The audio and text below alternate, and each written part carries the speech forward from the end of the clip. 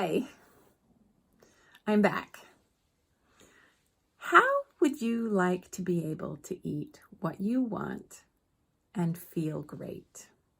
How would you like to be able to eat what you want and not worry about the weight? And how would you like to be done with the insanity of dieting and exercise and truly love your body? I'd like to tell you about my client, Lily.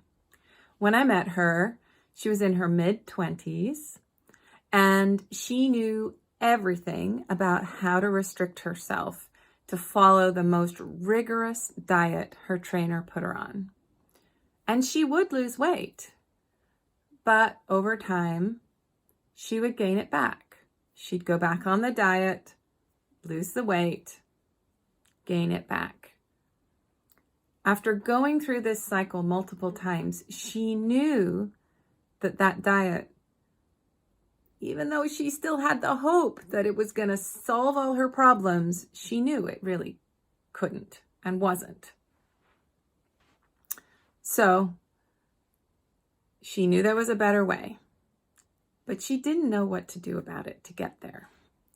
Working with me, she learned to truly trust her body's messages around food and what to eat. She became her own best authority. Over time, she lost 70 pounds, and she's kept it off for the last 2 years. Do you want to know how she did it? Well, stay tuned. I'm going to tell you how. My name is Sarah Clark. I help women get unstuck from the roller coaster ride of dieting and chasing weight loss and stress eating so they can love their bodies and live a life that truly satisfies them. Welcome to How to Eat What You Want and Feel Great, Part 3. I've got 3 more tips to share with you. And if you haven't seen videos 1 and 2 of this 3-part series, I encourage you to check them out. So the next tip I want to share with you is eat food you enjoy and eat with pleasure. Now, what's that got to do with eating whatever you want and feeling great? And how can that really be sustainable, you might ask? You might be thinking about, the bags of chips or the ice cream or whatever.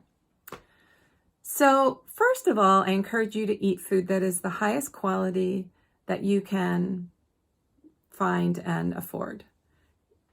I don't mean like always having the fanciest steak, but, really clean food, good quality ingredients.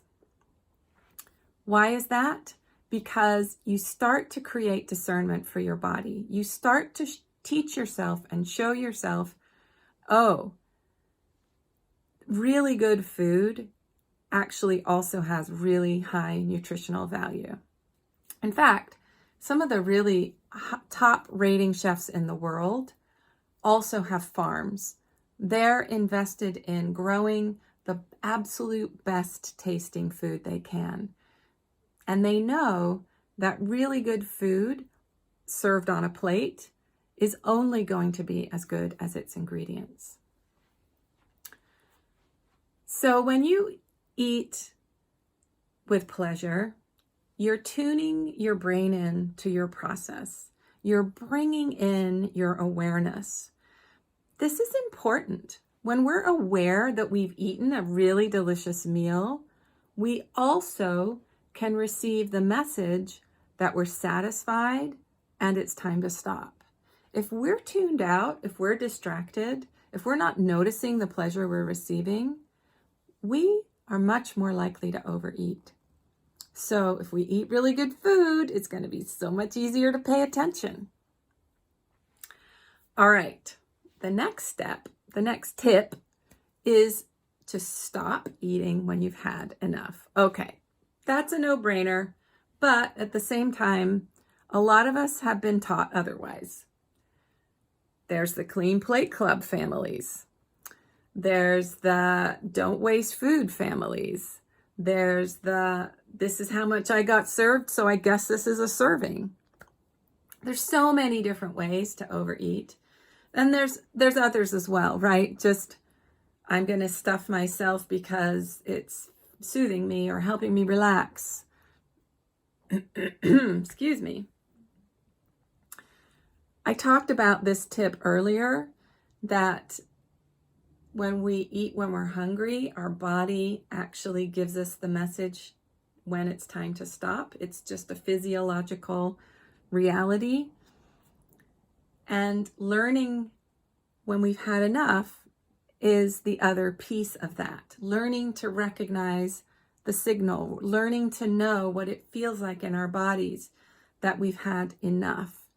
Not waiting until we just can't eat another bite, like the, proverbial Thanksgiving dinner situation, but learning what our preferences are. Like, what would we prefer to feel like at the end of a meal? What would we prefer to have the energy for at the end of a meal?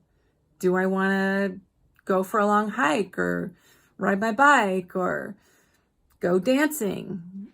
If I'm really stuffed, I'm probably not going to want to do those things. So to really live the life we want, it's really important to know when to stop eating. It's kind of funny how those are tied together, but they are.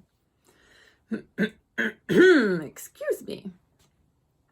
All right, the last tip of this video series has kind of a grand title. It's Food is Not the Enemy. That could be a book, right? That title. This is about the good food and the bad food way of seeing eating. We're so often taught with different experts and diet leaders and nutritionists, oh, if you eat this, your life will be shortened, or if you eat this, blah, blah, blah will happen, or, there's so many experts telling us what to eat, what not to eat. Should we eat keto? Should we eat paleo? Should we be vegan? Should we be vegetarian? On and on it goes, right? When we say, I can't have that thing, what happens to us psychologically? We want it. If we say that's bad and we restrict it, then we have to live without it. And then when we do maybe have some, we might totally overindulge. It's like being the little kid who's like, nobody's looking, I'm going to get as much in as I can. If there's a piece of chocolate cake and it's looking really good, and maybe it's made out of really good ingredients, and I say, okay, body, what do you think? And the body says, yeah, I could go for some of that.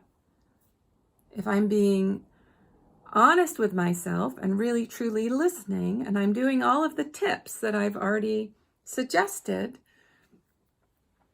it's quite possible I don't need to eat the whole piece, or I don't need to have it every day, or I don't need to eat the whole cake, that I can have a lot of pleasure and enjoyment and hear that signal that says, okay, that's enough.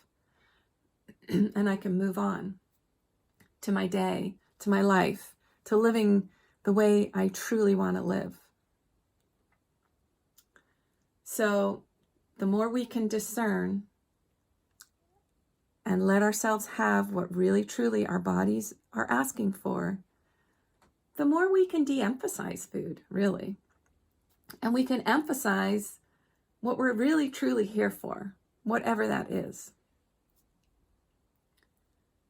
Thank you so much for listening and watching. I'm Sarah Clark.